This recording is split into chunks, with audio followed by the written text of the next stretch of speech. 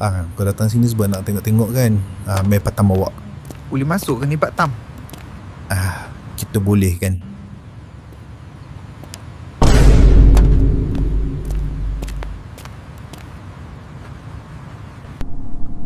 Pak Tam cantiknya api tu, macam bunga api.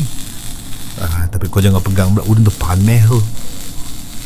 Tengok tu Budin, elektrik pun anti ilmu juga. Kalau salah cucuk macam mana? Sebab tu lah kau kena belajar. Tak adalah kau kena renjat. Alamak, repair kabel terbang pun boleh lah Pak Tam. First time Budin tengok ni.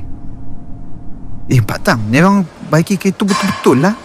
Iyalah, kalau kau kerja nanti tak pasal-pasal kau tengok rosak. Aircon pun ada ilmu ya. Dua benda je, Dik.